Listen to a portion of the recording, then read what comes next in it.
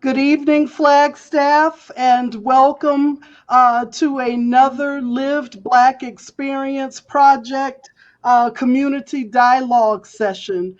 This evening, I think I probably say it every evening that we broadcast that we're in for an exciting evening. But this evening, I really think this evening's discussion topic is very exciting. We're going to be talking about President Abraham Lincoln and the economics of slavery. And we have two very special guests that will be introduced in just a moment. But I would just like to put it out there that in my study of Lincoln, um, I am under the impression that Lincoln was not an abolitionist. He did not believe that Black people should have the same rights as European Americans.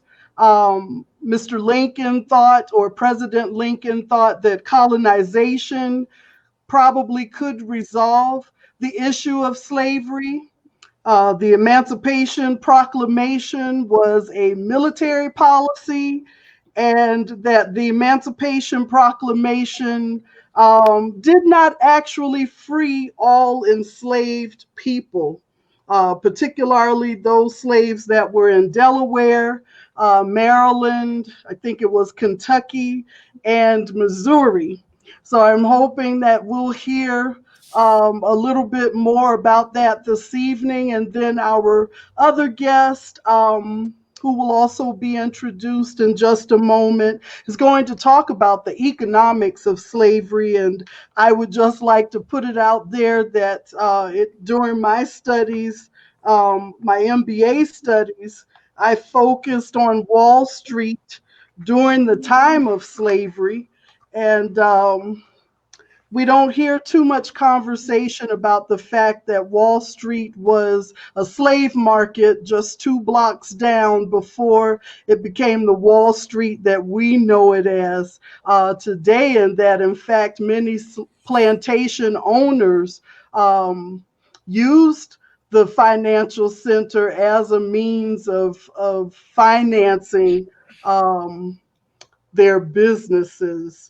So I'm really excited about this conversation tonight. And as always, Sister Kara House is with us, our resident facilitator, who is going to get us started and keep us on track with tonight's discussion. Welcome, everyone, and thank you for being here. Well, thank you very much. And we're going to get right into it. We're going to start with a 20-minute presentation on the question of who was President Lincoln. And that's going to be presented by Dr. Michael Green. Dr. Green is an associate professor of history at UNLV's Department of History. He earned his BA and MA at UNLV and his PhD at Columbia University. He teaches history courses on 19th century America and on Nevada and Las Vegas for the History Department and the Honors College. His books on the Civil War era are Freedom, Union, and Power, Lincoln and His Party During the Civil War, Politics and America in Crisis, The Coming of the Civil War, and Lincoln and the Election of 1860, which was published in 2011. Welcome, Dr. Green. Thank you very much for having me here, and it's a pleasure to talk about Lincoln. And what you're looking at right now, sort of an introductory slide, some of the images of Lincoln. You have that big monument in Washington, D.C., and there he is looking down on someone else who was elected to the presidency from Illinois. You also have the Bill and Ted version, but you also have, on the one hand, on the right hand in this case, the great emancipator who almost single-handedly ended slavery. And on the left side, a book by a noted African-American scholar and editor at Ebony, who essentially called Lincoln an all-out white supremacist. Which is it? In history, the answers are never entirely simple. So in a way, the answer is yes. Lincoln is all of these things in one way or another. So what we'll do in the next 20 minutes or so is look at Lincoln's life, and I'm then going to look at the Emancipation Proclamation. Each one will be about 20 minutes, although I'll probably run back and forth a little bit because I'm a history professor, go on tangents. So if we go to the next slide, we'll take a look at Lincoln's early life. And what you see there is a technical. In terms of Lincoln's early life, we know some of the basics. Lincoln's born in 1809 in Kentucky. There we are. Kentucky was a slave state. Now, the fellow in the black and white photo, the upper left side, was his father, Thomas, who he didn't have much love for, but there is something he appears to have gotten to an extent from Thomas. Namely, Thomas belonged to a Baptist church that opposed slavery.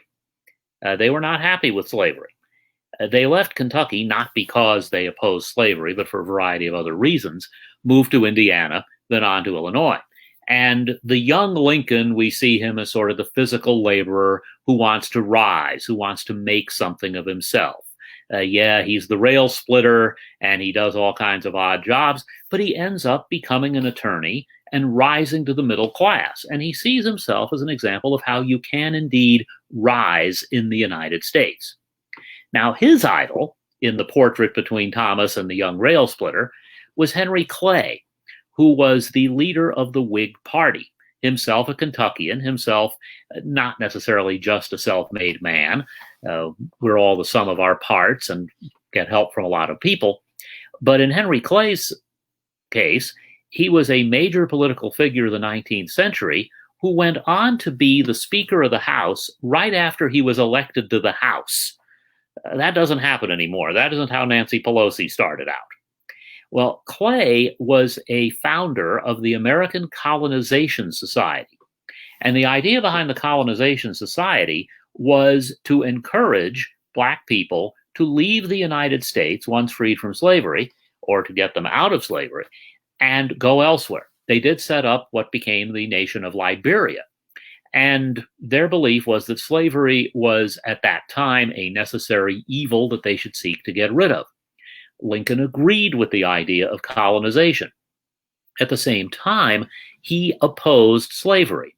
He once said of himself that I have always opposed slavery, and I do not recall a time when I did not so think or feel. At the same time, he felt the Constitution protected slavery. He was exposed to slavery in a variety of ways, pro and con. One of the ways he was exposed, you might say both ways, was the woman on the lower left, who is the woman he married, Mary Todd of Kentucky. And Mary Todd's father was a political ally of Clay, a believer in colonization, and a supporter of emancipation in Kentucky. Well, Abraham Lincoln did admire his father-in-law, although he did say of the Todd family that one D was enough for God, but not for Todd. So he was also a little cynical about them. He was cynical about someone else, and that's the photo at the bottom center. That's Lincoln and Stephen Douglas, who had the famous debates in 1858 that we always compare all political debates with. Now, the fact is, at that time, they debated for 3 hours. If our political candidates did that today, we'd probably go out of our minds. But back then, that was the entertainment. You wanted a 3-hour debate. Douglas, his opponent in 1858, had long been a successful politician in Illinois, much more successful than Lincoln. Douglas appreciated Lincoln's skills. When they agreed to debate, Douglas said, "He is the toughest guy I could face." Douglas was a believer in what he called popular sovereignty, the idea that the people of territories, such as Kansas and Nebraska, which were the two territories he helped create in 1854, should have the right to vote on whether to have slaves. Lincoln opposed this. The Whig Party came apart over the Kansas-Nebraska Act, and Lincoln joined the new Republican Party in 1855. Republicans opposed the spread of slavery into the territories, and Lincoln's position was that the Constitution did not allow them to eliminate slavery where it existed, but that they must not let slavery expand beyond its boundaries at the time. So not necessarily the position we'd like Lincoln to have. And during the debates, especially when he got into Democratic territory in southern Illinois, where he was trying to get votes, Lincoln even said, "I do not believe in the equality of the races. I do believe that we are all entitled to the bread we earn." Slavery to him was wrong. Was he a white supremacist? And the answer is yes. At the same time, to him, that concept wouldn't have been understandable. We wouldn't have talked about it the way we talk about it today, with our better understanding of what is and what isn't. So with that, let's go to the next slide. We'll be talking next about Lincoln the president. We'll be talking about Lincoln and slavery as well. But Lincoln was elected president in 1860. The Democratic Party divided. Northerners went for Stephen Douglas, who believed you should be able to vote on whether to own slaves. Southerners preferred the vice president, John Breckinridge, on the grounds that Breckinridge believed slavery should be allowed to exist just about anywhere. There was a fourth political party called the Constitutional Union Party, which was trying to avoid the issue entirely, and the abbreviation for Constitutional Union is CU, and that's pretty much it. When that election was over, they just said, "See you, we're done with the Constitutional Union Party." Lincoln was elected. He had about 40% of the popular vote and a clear majority in the Electoral College. The South did not accept this result, and the South seceded. 7 states left the Union and formed the Confederate States of America before Lincoln even took office on March 4th, 1861. 4 more followed after the firing on Fort Sumter. Well, you tend to think, okay, we have there the battlefield in the lower right. That's all that was going on. Actually, a lot more was going on. And a good example of this is a series of things that affect us in the West. The lower left, the Homestead Act. Lincoln and the Republicans passed the law enabling settlers to come into the West, claim 160 acres of land, build a home, and end up owning that land. They also passed the Pacific Railroad Act, and that map in the upper left shows you the route from Omaha to Sacramento, with the Union Pacific building west from Omaha, the Central Pacific building east from Sacramento, and Lincoln just hoped they were going to meet at some point. Republicans under Lincoln also created the Department of Agriculture, designed to make it easier to farm and come up with new scientific techniques for farming. And since Bernadine's at Northern Arizona University, it is worth noting that the Land Grant College Act, passed in the Lincoln administration, gave us land grant colleges like the enemy over there, the University of Arizona. Where I teach at UNLV, we started out as part of the University of Nevada in Reno. So Republicans and Lincoln accomplished a lot during the presidency. Of course, we tend to think of it as the Civil War and what's going on then. And obviously, yes, it was. It was critically important. And we know the stories of the battles and the great generals and the incompetent generals and the brave soldiers and so on. What we tend to forget at times is indeed that there were other things that concerned Lincoln and other political leaders at the time. Lincoln wound up being reelected in 1864. He was afraid that he was going to lose, and in fact added my state, Nevada, to the Union to help guard against that by adding 3 votes to the Electoral College. He was reelected by an electoral vote of 212 to 21, so I guess he didn't need to worry. Now, if we move on, let's take a look at Lincoln and slavery before the White House, and the story of where Lincoln was, if you will, on the issue of slavery. Now, in the upper right is the building that still stands in Springfield, the law offices of Lincoln and Herndon. Lincoln started practicing law with a cousin of Mary Todd. He had not yet met Mary, named John Todd Stewart, then with another lawyer named Stephen Logan. In 1844, he went into practice with William Herndon, a younger attorney in the Springfield area. Herndon was an abolitionist. Lincoln was not. And their law office handled cases involving slavery. They handled cases where fugitives were trying to win their freedom. They handled cases for people who claimed to own enslaved people and wanted to bring them back to the South. It was a law office. Lincoln was a standard practicing lawyer. He also supported colonization. He continued to support it until he was in the White House, and even then continued to try to get funding, and he did get funding, for an experiment that would have been in South America. It didn't work. And by the time he was reelected, he was really not talking up colonization anymore. He'd seen that that wasn't going to work.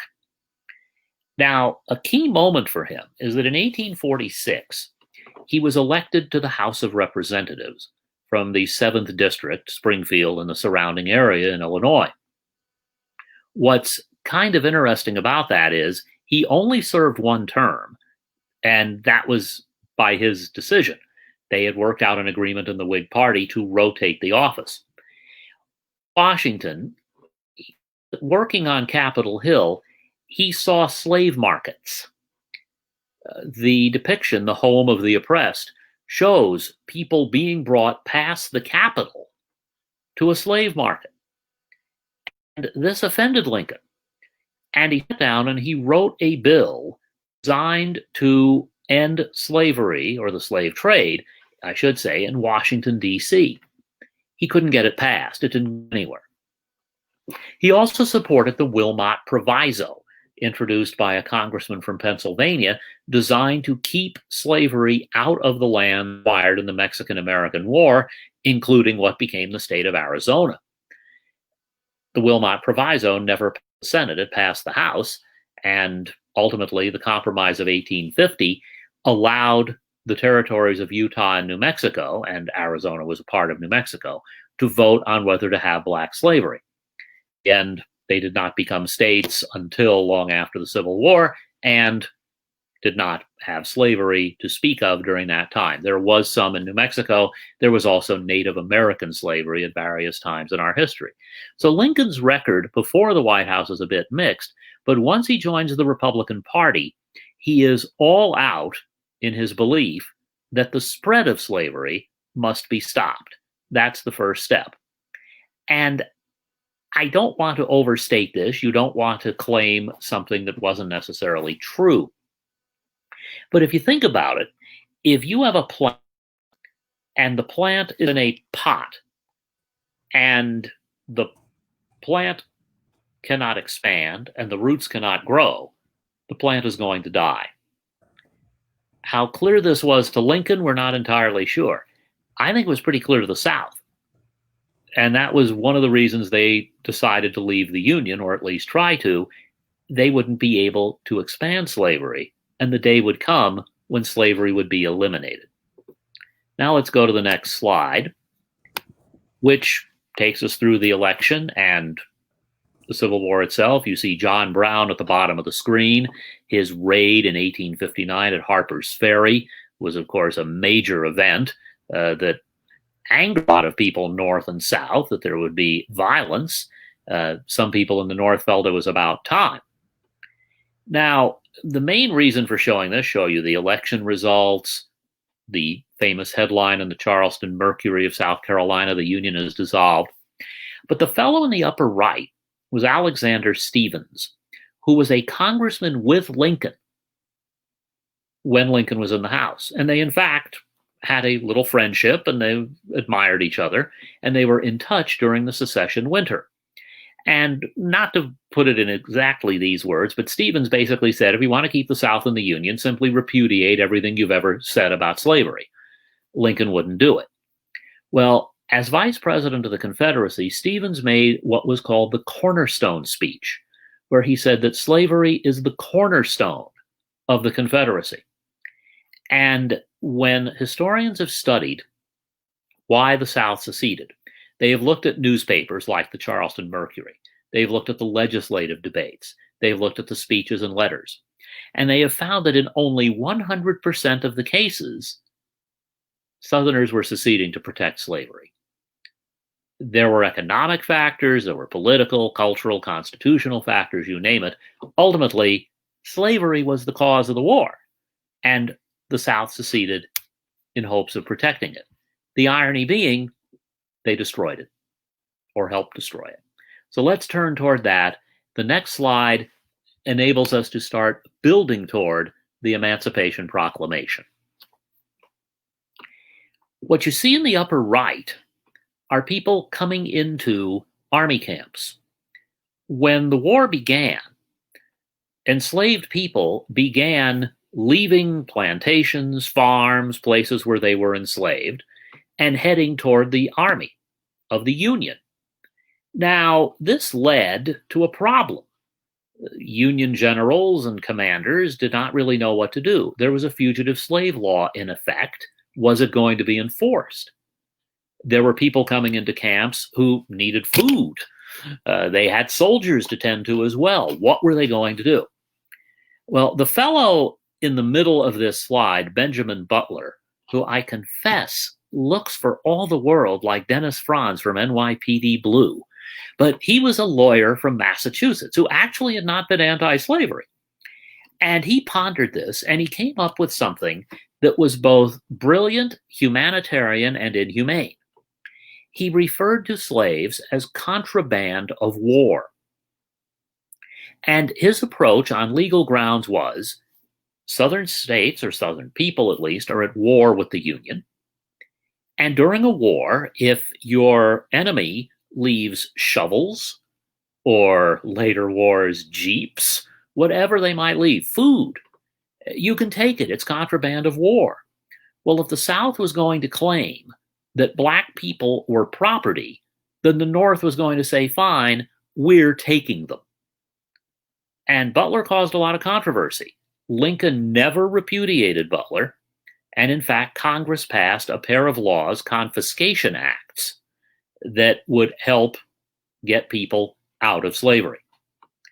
Now, the fellow beside Butler there was John C. Fremont of the U.S. Army, and he has an impact on the West, including having been a governor of Arizona Territory. Fremont was a commander in Missouri, and I hate to say it, he wasn't the most competent commander. There was a lot of corruption around him, and he wasn't very good at the military end of things. Partly out of his own beliefs, he opposed slavery. Partly because he was hoping to keep his job, and he wanted to impress Republicans who wanted to move more quickly against slavery than Lincoln did. Fremont issued an order emancipating slaves in Missouri. Lincoln asked him to revoke it. Fremont wouldn't, so Lincoln did. And Lincoln's comment at the time to critics, including good friends, was something along the lines of, I want God on my side, but I must have Kentucky.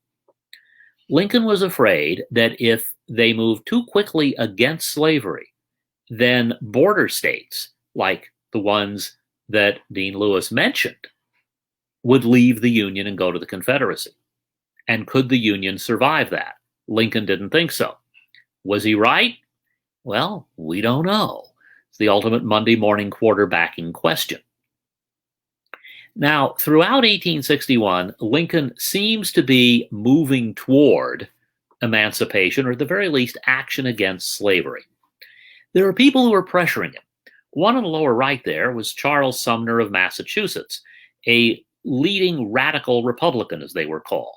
They were called that because they were radical on slavery. They wanted to end slavery now, or at least soon.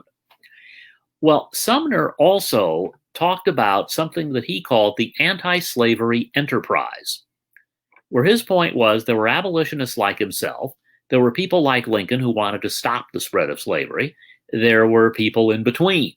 There were some people who were similar but might move at a different speed, might want gradual emancipation, but they were all moving toward the same goal. And one time he criticized Lincoln to his face. They knew each other and actually liked each other for the most part. And Lincoln said to him, Sumner, you are 6 weeks ahead of me. And Sumner's response was, I can wait 6 weeks. Well, someone who was anti-slavery, who really didn't think they should wait the 6 weeks, was Horace Greeley, the editor of the New York Tribune. And he's the fellow on the left, and Greeley was quite a character in his own right, and very influential, not just because of the New York Tribune, but especially because the Tribune published a weekly edition that went throughout the country, at least the North, and Midwesterners read it regularly. Greeley was sort of the first editor to have national influence. And he wrote an editorial in August of 1862 called The Prayer of 20 Millions, pleading with Lincoln to issue a proclamation of emancipation. Lincoln responded in a different newspaper. He was actually upset with Greeley for doing this, and in his response he said, almost in these words, that my paramount object is to save the Union. If I can save the Union by freeing all of the slaves, I will do that. If I can save the Union by freeing none of them, I will do that. If I can save the Union by freeing some and keeping others in slavery, I will do that. Now, this is not what we want to hear. Let's face it. We want Lincoln to say, I'm going to free all of them. At the same time, when he wrote that to Greeley, he was a little farther ahead of things than he may have seemed. Let's go to the next slide. And we will start with the fellow in the upper left in the slide, who is William Henry Seward, Lincoln's Secretary of State. Seward was a U.S. Senator from New York who had also been vocally anti-slavery while in the Senate. He was the favorite for the Republican nomination in 1860, and Lincoln beat him at the convention and then got Seward to come into his administration as the Secretary of State. And Lincoln talked with a couple of cabinet members and then the whole cabinet in the summer of 1862 before he wrote to Greeley. And what he said was, I have been thinking that we should issue a proclamation of emancipation. We need to take steps against slavery. Now, his reasons for doing this included some humanitarian grounds. It ultimately included adding black soldiers and sailors. It included diplomacy. England and France were anti-slavery. They also tended in their governments to be pro-South because they wanted a weakened United States, or even two smaller countries where the United States had been. Good old-fashioned geopolitics. Well, ultimately, Lincoln brought this to the cabinet, and Seward said, I am anti-slavery. I wish there was no slavery. But if you do this when we have been losing battles, it will look like the last shriek on the retreat. And Lincoln even said to someone that just issuing a proclamation of emancipation would be as effective as the Pope's bull against the comet. The comet came anyway. Well, what Lincoln was waiting for was indeed a military victory. And General George McClellan, in the upper right, was the commander of the Army of the Potomac, and not a very good general, and not very successful. But on September 17th, 1862, he led the Union in the bloodiest battle ever fought on American soil, and that's some of the evidence of it. At Antietam, the North won. Not big, but it won. 5 days later, Lincoln came in to see his cabinet and said, all right, we have our victory. I am issuing a proclamation. Let's go to the next slide. The preliminary Emancipation Proclamation said, if you don't surrender in 100 days, Southerners, we're freeing your slaves. He still gave them time. He also, in his annual message, had proposed compensated emancipation. He tried to get Delaware leaders to accept money for the white people who enslaved black people. No, not reparations, not money for the enslaved, in hopes that they would start this process of emancipation. They wouldn't do it. So finally, Lincoln said, I'm going to do this. And 100 days from September 22nd happened to be January 1st, 1863. And on that day, he issued the proclamation that's on the right side of your screen. Interesting little trivia. His signature at the bottom, he usually signed A. Lincoln, but for formal papers, he'd sign Abraham Lincoln. His Secretary of the Treasury, Salmon Chase, proposed including a reference to God. Lincoln included it. Chase and others talked about the need to call for black people to serve in the military. Lincoln called for that. Now, he signed it, but that day, New Year's Day, normally the president welcomed people into the White House, and Lincoln stood there shaking hands with hundreds of people. When he went upstairs to sign the proclamation, his hand was shaking from all of the activity, and so it was like this, and he said, "No, I don't want any doubt that I meant this. And if I sign with a shaky signature, people will doubt." So he waited, came back later, and signed it. Now, the fellow on the screen there is not Abraham Lincoln, nor was he present at the time. He was a major American scholar, Richard Hofstadter. Many of you have encountered his work. Hofstadter, talking about the Emancipation Proclamation, referred to it as having the moral grandeur of a bill of lading. Well, what you see in the upper left is a bill of lading. It's a cargo statement for shipping. Well, far be it for me to be critical of Richard Hofstadter, because between us, Richard Hofstadter and I won 2 Pulitzer Prizes. He won both of them. However, the proclamation was a legal document written by a lawyer. In addition, it was an executive order issued by the commander-in-chief in wartime. Lincoln wanted to make sure he dotted all the I's and crossed all the T's, and he did. But that also meant that if you're looking to the Emancipation Proclamation for inspiring words like you find in the Gettysburg Address, don't. Now let's go to the next slide. There's an old saying that Lincoln freed the slaves where he didn't have the power to do it and kept people in slavery where he had the power to do it. That's not entirely true. First of all, there were several thousand, admittedly not many out of 4 million, slaves who were freed because the Union controlled the parts of the Confederacy where it applied. He did not apply the proclamation to northern states. He did not believe he had the legal power to do that. The proclamation, therefore, did not free a lot of people, but it freed some. It led to the photo on the lower left, black soldiers and sailors, who then, about 180,000 served, and this did a great deal, including in Lincoln's mind, to expand interest in their rights and achieving and preserving their rights. What's more, the depiction in the upper right, the grapevine, as it was called, among Southern slaves, was incredible. They knew plenty about what was going on, with even amid laws where they couldn't read or write, even without access to newspapers. Plenty of information got out, and they knew at midnight on January 1st, Lincoln's proclamation was taking effect. And I had a professor in undergrad at UNLV named Ralph Roski, who said the proclamation itself set the Union to slavery, to ending slavery, to emancipation, to abolition. And it's best captured by Lincoln's line where someone asked him if he would revoke the proclamation, and he said, "I would not if I could, and I could not if I would."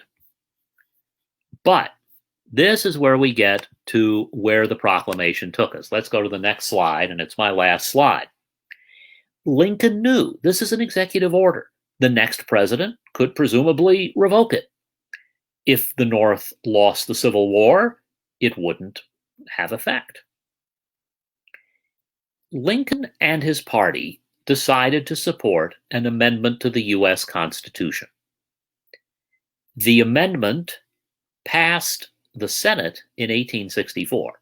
Now remember that a constitutional amendment requires the approval of 2/3 of Congress and 3/4 of the states. Well, it was part of the Republican Party, or Union Party platform, as it was known in 1864, and then Lincoln was resoundingly reelected, and Congress back then did not meet for most of the year. The Congress elected in November 1864 would not meet until December 1865 unless they called a special session. What Lincoln wanted to do was get an amendment, the 13th Amendment, on the books and end slavery.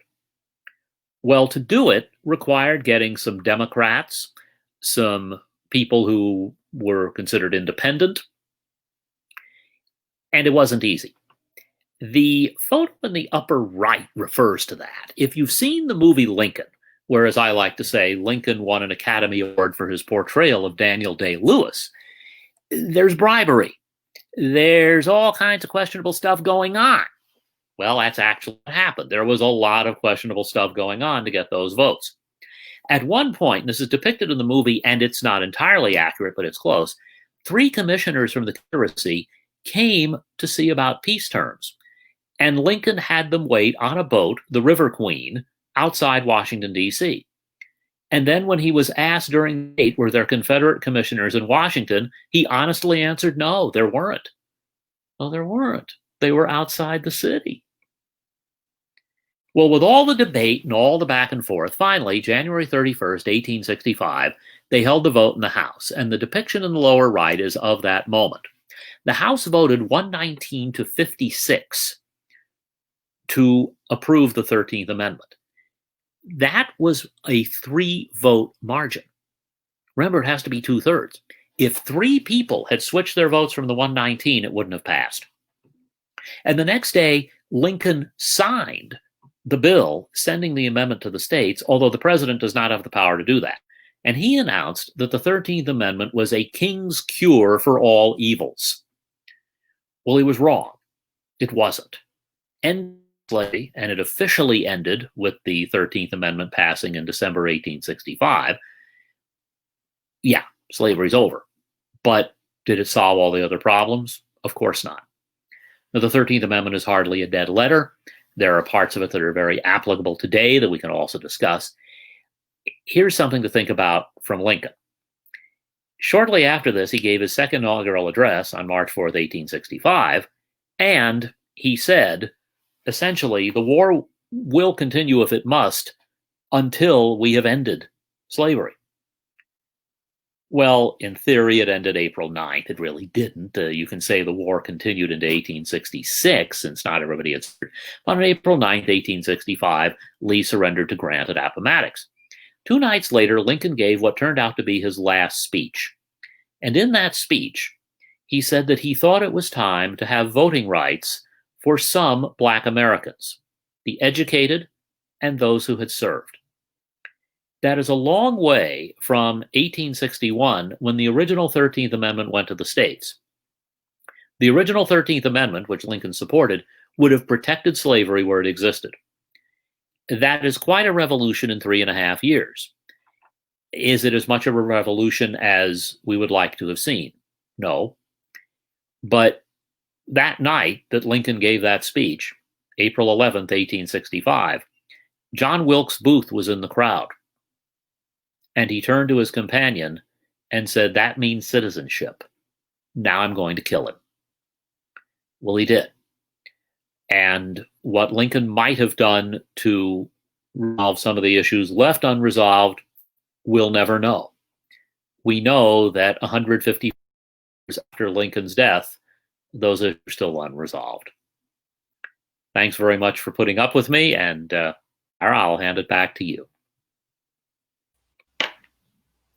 Thank you so much for that presentation. I've seen a lot of questions already coming through on the Facebook stream, and we're looking forward to getting into those as we get into our Q&A later. One question that we wanted to touch on right now was actually asking for an explanation of the difference between the phrases, "the Union is dissolved," versus "the Confederate leaders committed sedition and treason against the quote-unquote Union." Mm-hmm. Part of this goes to whatever your opinions may be. I think it was sedition and treason. That's my opinion. That's the opinion of some other historians. There are historians who would disagree. When the Confederates said the Union is dissolved, Lincoln accepted this partly because he just did not believe the Union could be dissolved, partly on legal grounds that if he accepted the notion that there was indeed a Confederate States of America, then the Confederate States could theoretically be recognized by other nations as a legitimate entity, which he did not believe. So there's legal back and forth to the point that the Supreme Court ultimately has to rule during the Civil War on whether the Confederacy is indeed a nation and the Union can capture Confederate prizes, as they were called. The Supreme Court upheld Lincoln. The vote was 5-4. So it was pretty controversial even then. I hope that helps. Thank you very much. We are going to move now into a presentation on the economics of slavery. And giving that presentation is Dr. Calvin Schermerhorn. Did I pronounce that correctly? Yes, thank you. Thank you. Fantastic. Dr. Schermerhorn is a professor of history at Arizona State University in Tempe, researching slavery, capitalism, and African American inequality. He's author of 3 books, the most recent of which is Unrequited Toil, A History of United States Slavery. Welcome. Thank you. Thank you for that lovely introduction. Dr. Green asked, why did enslavers risk so much for slavery? That is, why would people in the Southern Confederacy, why would those leaders risk war, risk their lives, risk their property to preserve slavery? Was it white supremacy? Yes, but now we're talking about Reconstruction. Was it politics? Sure. But what stood behind politics? Money. So was it money? Absolutely. By the time of the American Civil War, enslaved property, that is the market value of the 4 million human beings held in slavery, was about 20% of national wealth. That is that in the United States, $1 out of every 5 was held in human property. If you add that up, that's more than all the railroads, all the banks, and all the factories in the country. So that is a pretty big economic interest. So what does that mean? How did that happen? Well, we have to go back to the beginning, if you like, to the American Revolution. There was colonial slavery, and it was fairly pronounced, especially in the Chesapeake and in the lower South, South Carolina, Georgia. But during the American Revolution, the United States, the newly independent United States, had a pretty big economic crisis on its hands and a prolonged economic depression as the result of fighting a war with the British and having its trade cut off. So by the time the Republic is founded in 1789, by the time George Washington takes the oath of office, slavery seems to be on its way out. You've got roughly 800,000 enslaved people, all the way up from New England down to Georgia and back into the backcountry to the Appalachian Mountains. So you could see in 1789, maybe people thought, you know what, we will make good on this this lofty promise of liberty and equality. That didn't last too long because the backup strategy after they'd exhausted others turned out to be this white fiber that seemed to grow well in the lower South and was in high demand as the English Industrial Revolution started churning out cheap fabrics that everybody wanted to make into clothes. And so cotton became the way that the United States built its economy, built the core of its economy in the early decades of the 19th century. Thomas Jefferson recognized this. Just about everybody recognized it. But by the time John Quincy Adams was president in the 1820s, cotton was the leading U.S. export, had taken over food. So this became a pretty considerable economic interest. And those people who owned enslaved people, those enslavers in the lower South, they started to demand that their property rights and enslaved people were secure. By the 1830s, not only was cotton the chief export of the United States, but the confidence in the financial transactions that frame that became the basis of the financial system. So the Bank of the United States, actually the second Bank of the United States, if you want to be technical, was in charge of orchestrating foreign exchange and national exchange, regulating the money supply, if you like, within the United States. And that money supply was based on what were called cotton bills, or cotton bills of exchange, the equivalent of, what you might say, treasury notes or something like that, that was circulating in the international arteries of commerce. And so by the mid 1830s, the United States imported credit, exported cotton. And then within the United States at the time, as enslavers were pushing west beyond the Appalachian Mountains, driving the native peoples, the Cherokees, Chickasaws, Choctaws, Seminoles, Creek Indians, the Muskogee Creek Indians, ever westward, they're pushing into that lower, the Mississippi Valley, the lower valleys of Alabama and Mississippi, and they were growing more and more cotton, which was in higher and higher demand. And that put a strain on African American families. And so you had a huge interstate slave trade at the time, because the foreign slave trade had been banned after 1808, even though some slave ships still did arrive right up until 1859 or 1860. But at the time, this was the center of American economic activity. It probably would surprise most people listening to know that by 1836, the most monetized, the most credit-rich place in the entire country was Louisiana, Alabama, Mississippi. They had more paper money per capita circulating than anywhere else in the country. And so this interest became expressed in politics. It became expressed in terms of the Democratic Party and the Whig Party in the South, some of those same political entities that Dr. Green was talking about, that said that this is the one interest we'll guard above all else.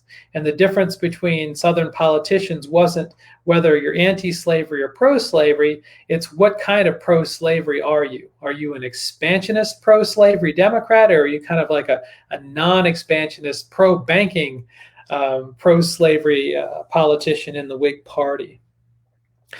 So there was an economic depression after those cotton bills of exchange lost the confidence of investors in England and Europe, but that built right back up again by the late 1840s and into the 1850s. So by the 1850s, the cotton market had recovered. There was a huge slave market that stretched from the head of the Chesapeake Bay to the bottom of the Brazos River in Texas, which was part of the United States by 1845. And so by the eve of the Civil War, there was quite a strong, powerful interest in slavery. And that wasn't just isolated in the South either. Now, the wealthiest people in the country, if you looked around, tended to be enslavers. People like Joseph Emory Davis, brother of Jefferson Davis, who owned Davis Bend, and many, many, many enslaved people. But the other very wealthy category of person, the top 1%, if you like, are the bankers and shippers in New York who made the money and made the deals and shipped cotton to the UK, shipped it to Liverpool and other ports that were hubs of manufacturing. And measured in dollars, it was cheaper actually to ship cotton from New Orleans to Liverpool through New York than to ship it directly. And so this gave New York City an interest in slavery. It gave New York bankers and shippers, merchants, sailors, and collateral industries an interest in slavery. At the time, you had steamships, so it gave steamship manufacturers and boiler makers an interest in slavery. You had textile producers. These were people in the Blackstone Valley of Massachusetts and in Rhode Island, who were manufacturing cloth that were selling exclusively to enslavers to clothe enslaved people with. This double kersey cloth. A colleague of mine at Brown named Seth Rockman is writing a book about this. Amazing story. You had people in Maine who were making ships who were interested in slavery because they were the shipbuilders were interested in it. And so you have all these collateral industries that were also interested in the perpetuation of slavery. Now, their politics may not have lined up that way. You had plenty of people who would go to an abolitionist meeting on Sunday, but be back at work at the shipyards making a ship that was going to take cotton to Liverpool on Monday. And then finally, just about any American, if you think about the patterns of consumption, was involved in slavery in some way. When we think about today, we think about our supply chains. We ask, where do our clothes come from? Where does our food come from? Our chocolate, our coffee? Where does the shrimp we enjoy so much come from? If we go down those supply chains, in many cases, we're going to find forced labor, compelled labor, sweated labor. We're going to find child labor, whether it's in a peeling shed in Thailand, peeling those nice shrimp, whether it's in a field that's a cocoa growing enterprise, whether it's sweated labor in Dhaka, Bangladesh, making those jammies that we can buy cheap at Target. The same thing was happening in the United States by the 1850s. Just about everybody enjoyed their sugar, and they were enjoying it more and more and more. And that sugar either came from the lower Mississippi Valley in Louisiana or parts of Florida, or else Cuba, which was a Spanish colony at the time and was still involved in the transatlantic slave trade. So all that sugar that went into the cookies that people enjoyed so much was slave made. People chewed tobacco like it was going out of style. Charles Dickens visited the United States in the 1840s and was just astounded, or pretended he was anyway, that people were chewing tobacco, spitting the tobacco juice all over the carpet on the White House floor, in Congress, all over the national monuments, on steamboats, on every other conveyance you could think of. All that tobacco was grown, picked, packed, processed by enslaved people. Cotton duck sails. We can imagine those beautiful white sails on 19th century sailing ship. Where did that cotton come from? So you can keep going with this. Even flour. If we think about the first sourdough bread that was made in San Francisco, it's very likely that that sourdough bread came from Virginia. It had Virginia was making superfine flour that could withstand an oceanic voyage. And so that sourdough bread was probably started with the grains grown and maybe actually milled too by enslaved people. So what we're talking about here is a tremendous national interest in slavery that had many manifestations.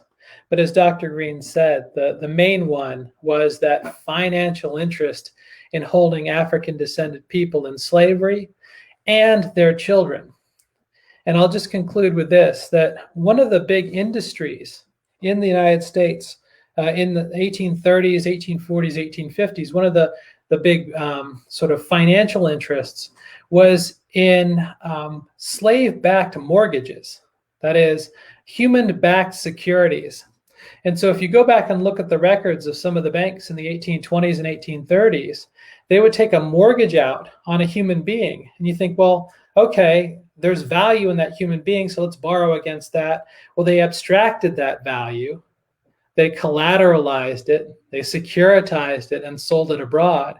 And to do that, to sell a perishable body, they had to guarantee that collateral wasn't just the human being that was commoditized, but the increase, the babies born of the women who were on those mortgage documents in perpetuity. And so not only was this a financial interest in slavery today, but it was a financial interest in slavery perpetuated down the generations.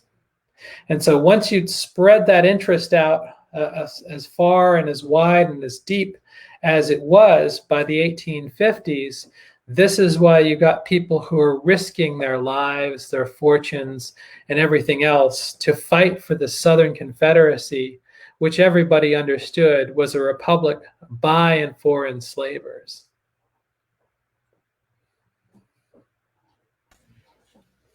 Wow. Thank you very much for that presentation. There's so much to think about from both of your presentations, and a lot of questions that were generated throughout both of your talks. So let's start diving into some of those right away. The first question that came up from one of the viewers, Dr. Green, was what was Lincoln's relationship with Frederick Douglass before he decided to draft that limited Emancipation Proclamation? It appears they did not have much of a relationship. I mean, that they didn't know each other that well. I believe they had met by then. They got to know each other better as time went on. And they had, I would say, from Douglass's perspective, it was correctly considered a good relationship.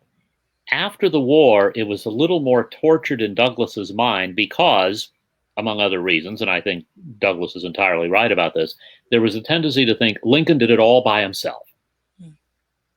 He said, there will be emancipation. There we are. And of course, it was a lot more complicated. And the enslaved people themselves and free blacks did a lot to make it happen. Later in the war, and this is a story I love to tell students about Lincoln and Douglass with 2 S's as opposed to Stephen with 1 S. Frederick Douglass came to the presidential inaugural reception the night of Lincoln's second inauguration. Remember that Washington, D.C. is a southern city. Yeah, there was plenty of discrimination and racism everywhere in the U.S., but Washington was, remember, it's on the in Virginia and Maryland. And when Douglass tried to get in, the guards stopped him. And from across the hall, Lincoln came and said, there is my friend Douglass, and made a point to welcome Douglass to that inaugural reception. I think they respected each other. I think Douglass felt correctly Lincoln could have moved faster. I think Lincoln probably felt correctly Douglass didn't always appreciate his problems. But certainly a great deal of respect, I think, in the end between the two of them. Thank you. We know from the quote from Lincoln, and you shared it, I believe, during your presentation, that essentially said, could he end or avoid the Civil War by freeing every slave? He would. If he could do it without freeing any, he would. Where did slavery, or more directly, slaves themselves, stand in Lincoln's view of America's development, the Constitution, and so forth? I think there's a lot of the opinion that slaves were you're balancing the question of, were slaves people or were they pawns when it came to the Civil War? And I think the heart of the question is really, how might we view Lincoln's view of slavery and slaves in relation to antebellum, Civil War era, Reconstruction periods of American development, and the moral compass that was used to guide that development? It's a good question, and it's a tough question. And I think part of it, and I'll come in first on the pro-Lincoln side and then the anti-Lincoln side. I think the pro side is that he was not static in his lifetime, even during the Civil War. And the point about the original 13th Amendment and the eventual 13th Amendment speaks to that, and his saying, all right, we should have some black suffrage, which at the beginning of the war he would not have thought at all. So it's partly a learning process for him, I think. I don't think he thought of slaves themselves or of Black Americans as the crucial group on which to act. I think he saw them as the crucial group that had led to this situation.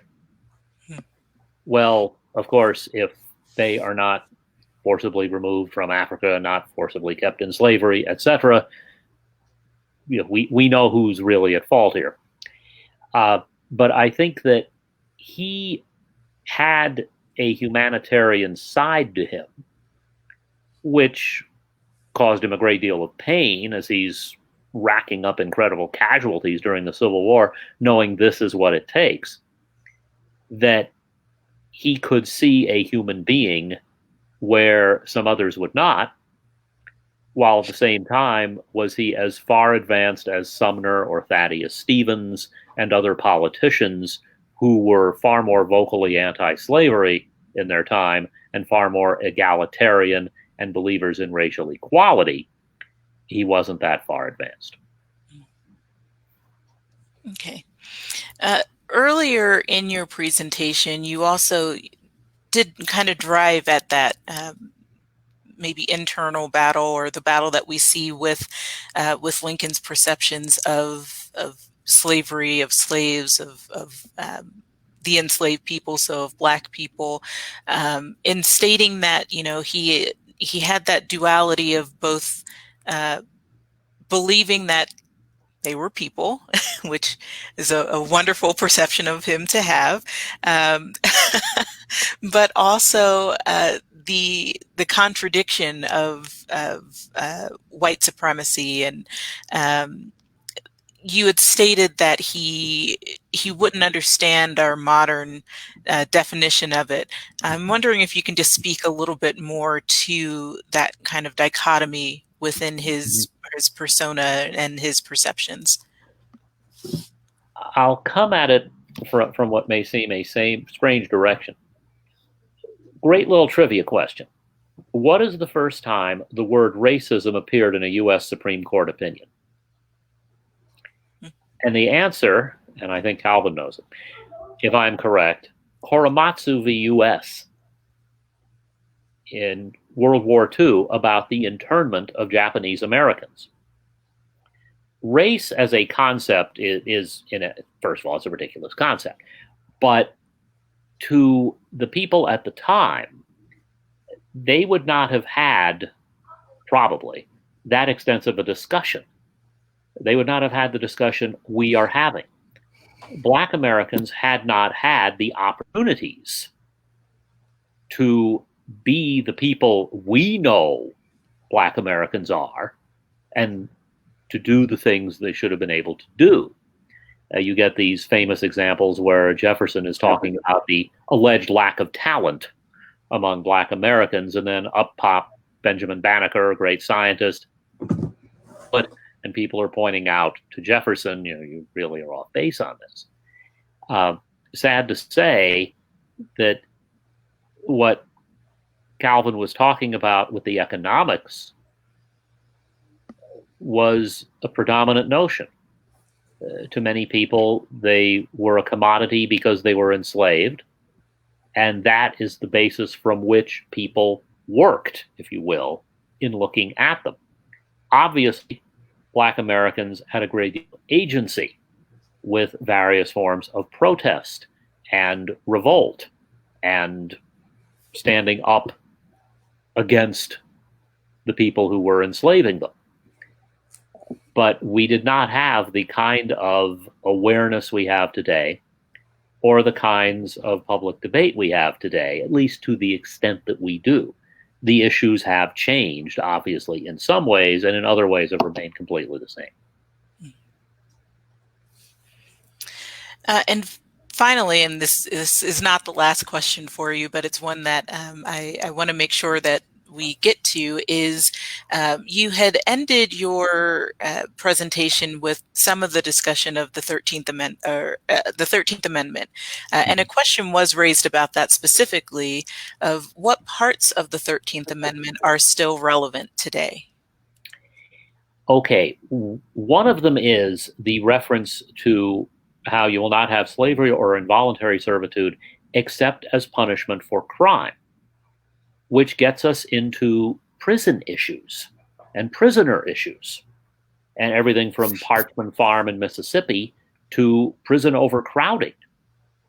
And yes, you can bring in other constitutional amendments, but the fact that the 13th Amendment mentions that means that it is sometimes the basis for discussions of what is going on in our prisons.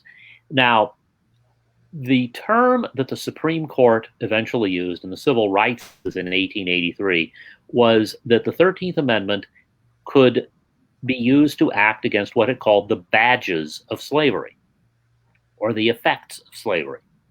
this comes up in a 1911 case, Bailey v. Alabama, about a peonage system, which then also gets us back to prisons and that sort of thing. But I wanted to look it up for the correct quote.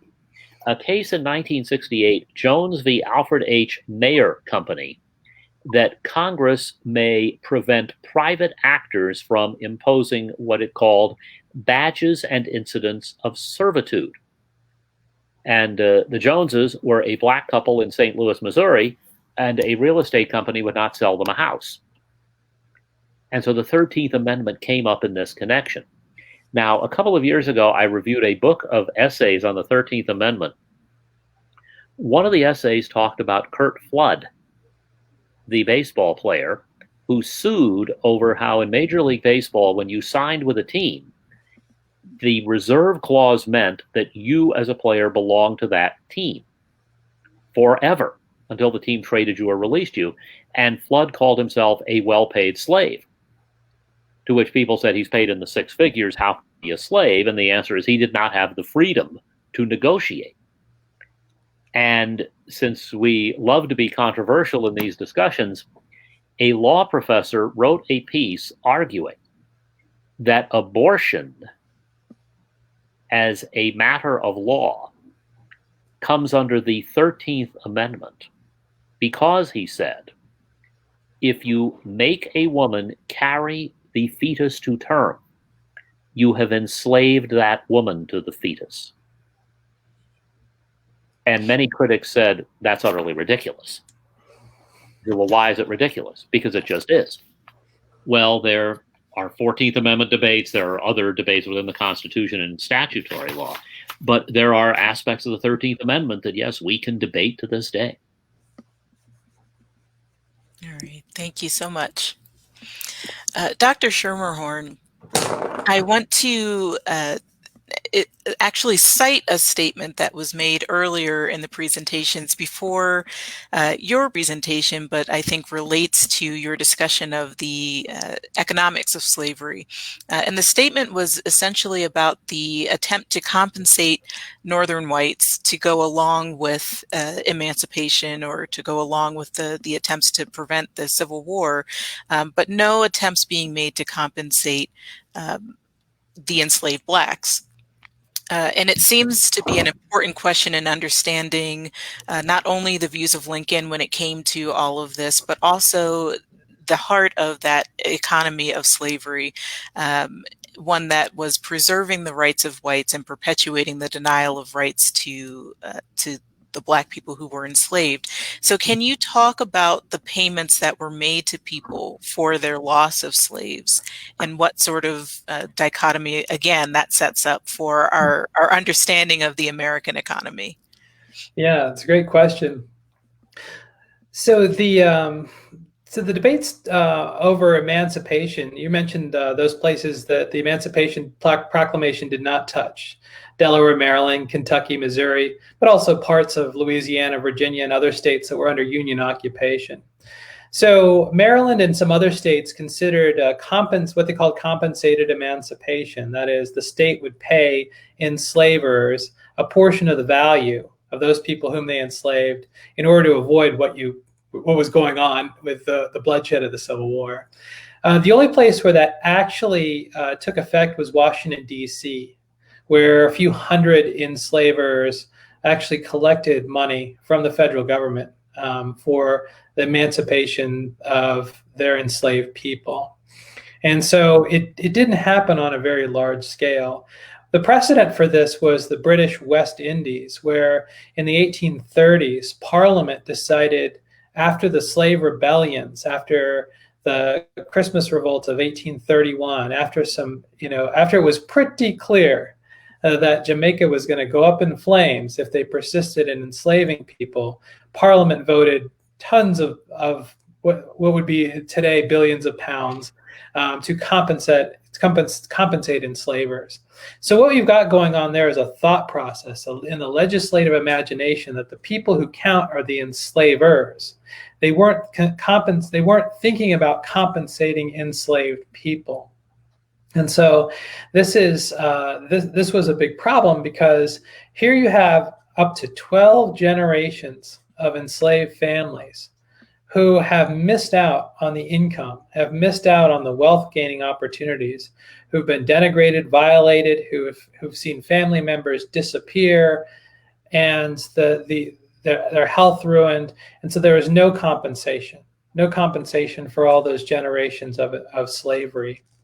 I will say this, there's an excellent book that just won the Pulitzer Prize called The Sweet Taste of Liberty by Caleb Mcdaniel, a scholar at Rice University, about a case in which one formerly enslaved woman actually got reparations. A court sided with her and accepted her argument. But for most formerly enslaved people, there were no back wages from slavery. And in fact, just the opposite happened, which is that in large areas of the former slave South, the former Confederacy, you had the first generation of enslaved people who had spent most of their working lives toiling for nothing, toiling under the lash, under violent means. Suddenly, they're free. What does that freedom mean? We have the famous example of 40 acres and a mule, right? The Special Field Order number 15 issued by William Tecumseh Sherman in December of correct me if I'm wrong, January 1865, saying that those families living along the coast, coastal Georgia and South Carolina, even parts of Florida, who remained loyal to the Union are now occupying those treasonous rebels' land. Those families shall get 40 acres and a mule. So President Andrew Johnson vacated that, canceled that order. So that never happened. And so what you have is widespread impoverishment of people who may have worked their whole lifetimes, but got nothing back for it. And on top of that, you have very quickly former Confederates who may have surrendered in April and May of 1865. By October, November, December, they're shaking their head saying, what did we actually lose? Well, what we lost on the battlefield may have been this idea of the Southern Confederacy, but what we still have is white supremacy. We can still coerce African descended people. And so when we think about the 13th Amendment, when we think about what it actually means, there is the uncompensated emancipation, meaning no compensation to enslaved people, means that so many families had to start over. So many families had to start over on a hostile environment, a South that was ruined by the war. The economy was in tatters. The transportation system was a mess, a wreck. The financial system was non-existent. Everyone had plowed their money into Confederate bonds, which were now worthless. Not that the ex-Confederates didn't ask the federal government to give them some partial credit for these bonds. And of course they said, no, forget that. And the 14th Amendment even has a clause saying the United States will not pay Confederate bonds. But you got a very dire situation. And in reference to the 13th Amendment, I think any of your viewers might, if they haven't already, take a look at Ava DuVernay's 13th. A documentary on, I believe it's on Netflix. It's about 90 minutes long.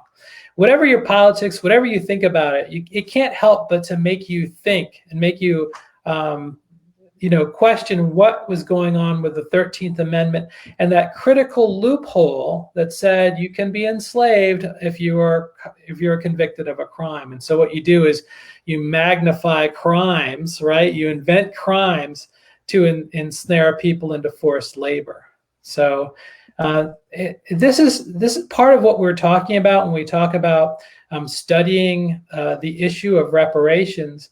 Hinges on the value that was taken from enslaved people over those 7 decades of toil under the federal Constitution. So from 1789 to 1863, 1865, pick your date, and the value of that work that was captured by enslavers and captured and was actually passed down in terms of lands and other things. And so this has to be part of the debate when we think about what do we owe? How do we think about slavery? How do we address this history? There was a study done recently, and I'll quiet down right after I mention this, that looked at the generations after slavery And they found that those enslavers who'd supposedly lost everything in the Civil War, they're financially ruined, the next generation, they're right back on top. Those enslaved people who had supposedly gained everything with freedom remain on the bottom, remain in that, bottom half, bottom quartile, bottom rungs of the economy. So there's something that's operating that after slavery within the economy that's keeping those people who were on top, that's pulling them up, and that's something that's keeping those people who are on the bottom on the bottom. And if we fast forward to today, there's some definite resonances between that history and the fact that the typical Black American family today has 1/10 the wealth of the typical white American family, adjusting for everything else. That's a phenomenal answer, and I think you drove into so many of some of the questions that were coming up. I want to stick with that, the argument for reparations and some of the argumentation that goes into that, because I think there's so often the misperception or the guiding thought that, reparations in terms of American slavery is a difficult thing to wrap one's mind around because of how extensive it was in American society and what it actually would mean to try and compensate for that. And one of the arguments that I think often comes up has to do with whether or not America or the American economy was built on slavery. You made a statement earlier in your presentation that the question was not whether you were for or against slavery, as much as what one's interest in slavery was, whether it was expansion or whether it was economic. So I wonder how much of your understanding of the economics of slavery either dispels or affirms the notion that America's economic systems and many of the institutions of America were built on that framework of slavery. There you go. Let me preface that by saying that at least as far as the legislation in the Senate, Senator Cory Booker's bill S-1083, it's not a reparations bill, it's a study reparations bill. And so supporting the so-called reparations bill is simply to study the issue. And so that's where we begin. So if you go back and to the more substantive, the substantive question about the economy of American slavery and was the United States, was the economy founded on it? It's hard to separate slavery from the workings of the U.S. financial system in the 19th century, the United States trade, United States foreign policy, the confidence that gave the financial system its stability and growth through much of the 1820s and 1830s especially, even though that was a time of boom and bust cycles. And then there's the big question of the growth of slavery and the growth of American capitalism. So if we disentangle that, the narrow view is that, well, slavery was kind of a second-rate economic system. It really paled in comparison to the free labor that really harnesses creativity and people's drive and determination.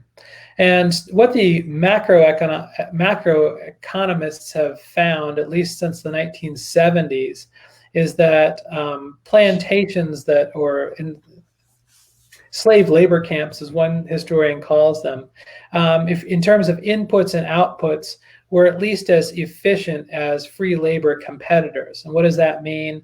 That means that they generated a profit, that they were actually more profitable than free labor enterprises. This has been hotly debated, which is why I'm a little bit hesitant when I make these pronouncements. But some scholars have found that if you look between 1800 and 1860, the productivity of the typical enslaved worker rose 400%. That is, that for every bale of cotton an enslaved worker produced in 1800, they were producing 4 bales by 1860. So there's something about that curve, whether it has to do with the rate of violence, the size of plantations, crop varieties, and so forth. There's something about that that's distinctively capitalistic, right? It's innovative, it's growth oriented. From the perspective of people like Joseph Emery Davis, who I mentioned before, this is the best of capitalism. This is about the future. This is about the possibilities of this enterprise system. For those in the banking industry and the shipping industry, you can't say this wasn't capitalism. These are people who are investing in enterprises, investing in firms, looking to have a return on that investment, put their money to work. They're shipping cotton. Where this has stumbled in the past is people imagining that the South existed somewhere outside of history. Maybe we're reading too much Faulkner or something like this, but that the slave labor system was somehow outside of this booming complex of modernity that's somehow manifested in northern factories and railroads. But that just isn't true. It was a particular kind of capitalism. Some scholars call it slave racial capitalism. One scholar calls it war capitalism because of its inherent violence. But the fact is that it was one of the cornerstones of American economic development. So much of our understanding of the Civil War is shrouded in this mythology that it was a clash of civilizations. But how could it have been a clash of civilizations if New York City, very seriously considering seceding twice in 1861, once from the United States and again from New York State, because so much of their business and so much of their investments were tied up in Southern commerce and plantations?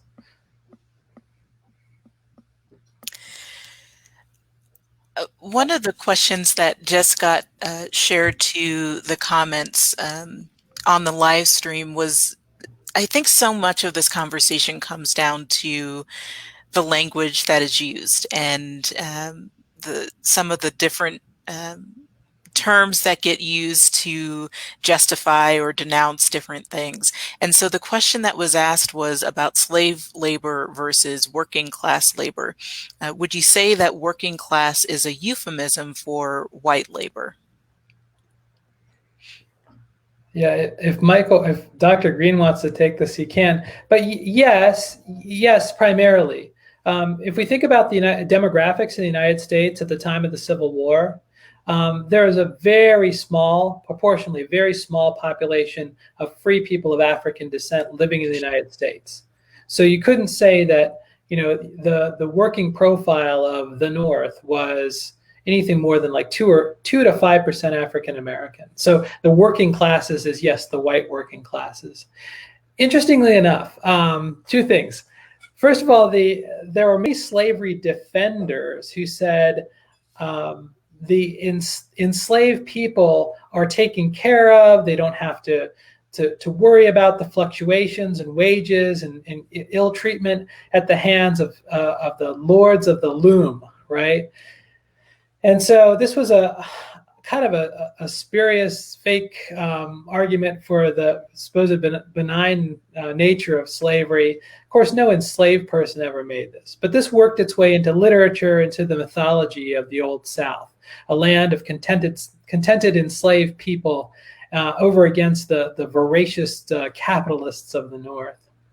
The other part of the equation is the fact that enslavers actually had a distinct advantage over free labor employers. And I'm getting this from a book by Caitlin Rosenthal, a professor at Berkeley, who looked into accounting and management strategies and found that enslavers had one thing that Northern employers wish they had, which was the ability to force people to work, because the ability of an employee to quit, to withdraw their labor, was their ability to shape their conditions of work. And since enslavers could count on the fact that their people were going to the fields every day, they didn't have to do what free labor enterprises did, which was to always have this turnover, which every manager knows hurts productivity in business.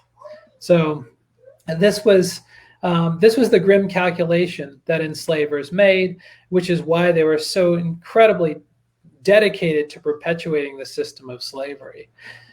And then one other thing, I mean, what survived slavery? In 1865, after defeat, Mississippi and other states passed laws actually forbidding African American workers from quitting, penalizing them, actually prescribing jail time, or not jail time, but making it a crime to quit. There was an Enticement Act passed by Mississippi in 1865 that said, even if you get an offer of higher wages, you're not allowed to quit. So there it is. This was the labor restrictions. And even after slavery, they couldn't, they could not get away from that.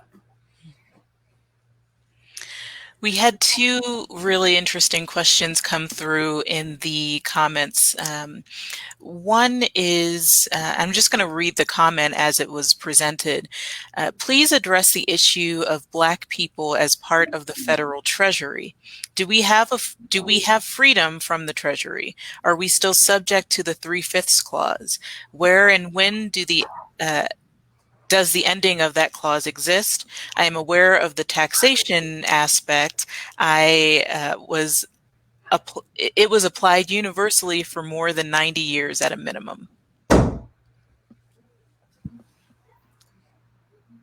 Well, I would say the 13th Amendment repeals or overrides the 3/5 clause, which, remember, also addresses representation, both in the House of Representatives and in the Electoral College.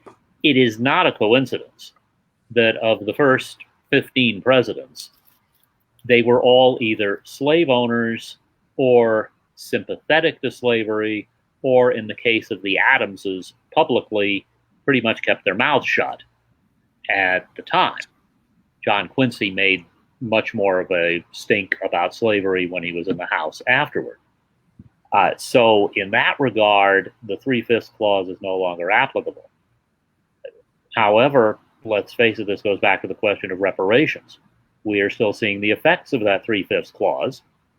We see it in the Electoral College itself, which was created in large part, I believe, a little space for some smaller northern states to protect the southern states and keep them as part of this new country, this new republic that is being created. So that's part of what I have here. I have no doubt Calvin knows a lot more than I do. Well, that was a great answer, and I want to leave room for some other questions. Thank you. The other question in the comments was, wasn't Wall Street created to establish prices for slaves? I don't actually know the answer to that. So I'm going to say it very well could, but I don't know the specific answer to that. Yeah, I admit I'm not sure. Now, I heard the story, and it's one of those things I'm sure if I researched it, it might not be entirely true. But the street got its name because it was where the wall was for the stockade or prison. And I will be the typical history professor when I say that I think there's something still applicable to that. I'll just leave it at that. Yeah. Another big question that came up a few times that we want to make sure we come to is whether or not there are companies in America that are still around who directly or indirectly benefited from slavery. Yes, and this is an interesting question because you think about the lives of companies, right? Some of these companies that benefited from slavery have admitted as much, and it's hard for them to run away from it because they have the same name. So I believe it's Aetna Insurance has a long history, and part of that history is selling life insurance policies to enslavers, selling life insurance policies on enslaved people. And if you look at these policies, they're actually quite sophisticated. They would resemble you would look at this and then you'd say, oh yeah, that looks like a life insurance policy today, because it would say something like, we will insure this person's life, and this is what we'll pay, and this is how we'll pay it. And it's null if they are sent to work on the railroad, if they are habitual drinking alcohol too much, blah, blah, blah. Here's all the clauses. So you've got that. As interesting are the banks, the little banks that get swallowed up by the big banks, that get swallowed up by the bigger banks and become banks like JP Morgan Chase.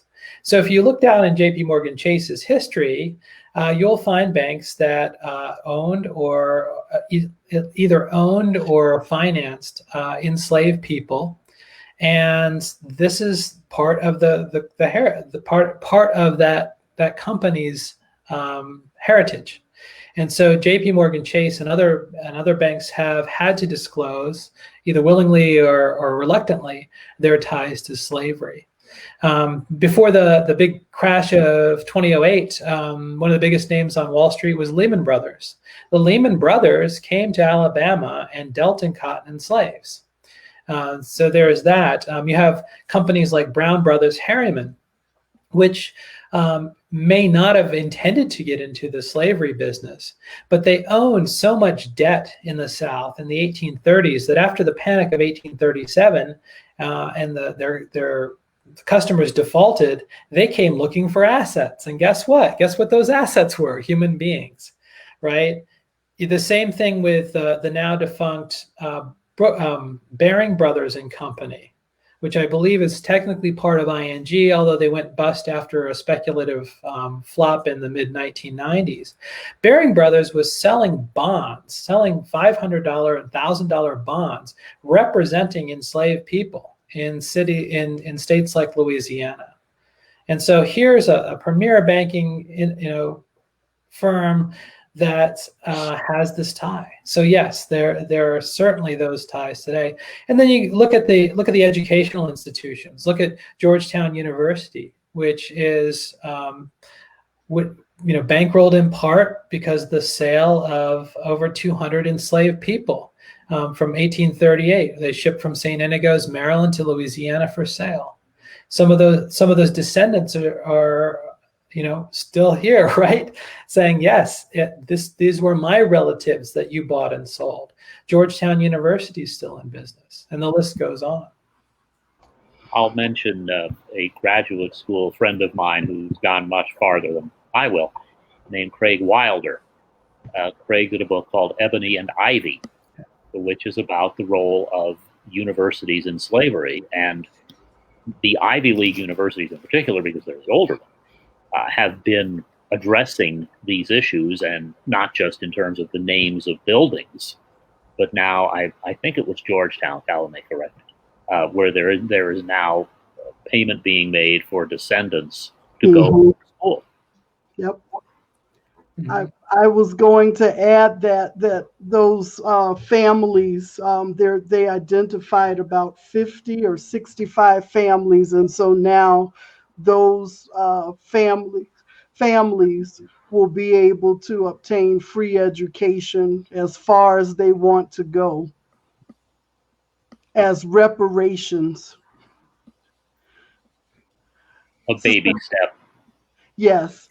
Sister House, do we have any closing comments? We're at 7:34. I was just about to ask where we were at for time. So let's, first of all, thank you to both of our presenters this evening. There was so much interesting and new information for, I think, a lot of our viewers, and information that is really going to make people think about furthering this conversation and continuing to engage with all of this. Do either of you have final thoughts, final comments that you would like to make as part of this discussion? Calvin, I'll yield the floor to you. I just want to thank you all for having me on and having this wonderful discussion this evening. And, I welcome anyone from the audience if they want to follow up. I answer email. Yeah. I do too. Yeah. Thank you. I would like to end with a hard question when it comes to Wall Street or when it comes to America financially as we know it. Can we say, and if we cannot, I would like to know why, that America and America's wealth was quite simply built on the backs of Black free labor? Can we agree or disagree on that, gentlemen? Black free labor and Black slave labor. Yes. Yes. I think a lot of the wealth, Calvin has studied this far more extensively than I have. But yes, that Black labor made so much possible. Yeah, thanks. I'm actually writing a book on this called The Plunder of Black America, How the Racial Wealth Gap Was Made and Why It's Growing. And it starts way back in the 17th century. And the argument is this, that every time African descended families have amassed a little bit of wealth, the system has come and stripped them of that wealth. So what I call this is economic white supremacy. And this changes as the structures of the economy change. And so we have a revolution, we have emancipation, but in each generation, there is something new. And this is still at work. So here's some examples too. The income difference between white and Black workers, 87 cents on the dollar, right? If you look at just people of working age, the United States in terms of income, it has the same income disparity between Black and white as 1950. African-American homes tend to be undervalued and overtaxed. African-American homeowners tend to pay higher rates of interest. They tend to pay higher credit card rates. Student borrowers are much more likely to be African-American than to be white. The default rate is also higher. And you put all that together, and the racial wealth gap, which I mentioned earlier, the typical white family owns 10 times the wealth of the typical African-American family. This wealth gap is growing. So it's not narrowing. It's actually growing. And so the road to zero wealth that the sociologists and economists tell us is sometime in the late 21st century. That is when the typical African-American family will have zero wealth. So this has been persistent over 400 years. And in each generation, there's a new mechanism for this. So to your question, yes. And we must stop it and we must identify it. And this is structural racism. We've seen this during the COVID-19 crisis, the coronavirus crisis, when who are the necessary workers? Who are the essential workers? The same people who have been the essential workers for the last 400 years, not paid well, exposed to danger, not a lot of access to healthcare, and also taking care of generations of families to whom they can bring home the virus. So we've just seen this, and if the social justice movement that we've seen in public places over the last 6 months tells us anything, that this is urgent and it needs addressing. And I'll just, as a sort of side note to that, it goes back to the wealth gap. Stories recently, the New York Times has done a series on this about climate change and how Black neighborhoods, into which African Americans were originally redlined, have bigger climate change issues because they cannot afford the things that more elite and white neighborhoods can afford. Something as simple as trees that ease this. So, no, we have a long way to go. Very long way. Sister Kara, do you have something to add as we come to the end? Uh, so many thoughts that are going to be revolving for the rest of the evening, I'm sure, at least, about all of this. I again want to thank the speakers for sharing with us this evening and giving us all of this information and speaking into these issues that are ongoing and still needing to be addressed within American society and our systems of not only the economy, but every aspect of our society. I want to remind folks that this is an ongoing series.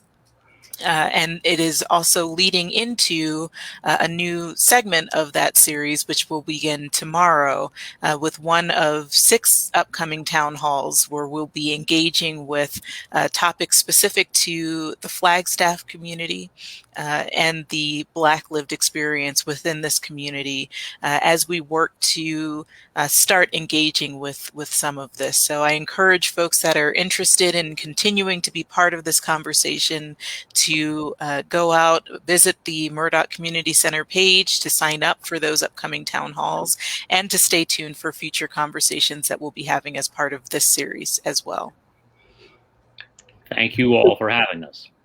Thank you all for being here. And as we come to an official end of this broadcast, tonight's presentation is really the foundation of a conversation that we're trying to build up to, and that is the conversation of reparations for freed or descendants of freed Black slaves here in these United States of America. So Flagstaff, Northern Arizona, the Valley of the Sun, we have some people here from the East Coast, the West Coast, the Midwest. We certainly thank you for joining us this evening for this conversation. I could definitely see that this probably deserves a part 2. We could give this another hour or more, 2 hours of conversation. Thank you so much. We remind you that we do these broadcasts to educate, inform, and to enlighten. And so as we, as people of African descent, are taking a place at the table to have these not so easy conversations, we thank you for being open.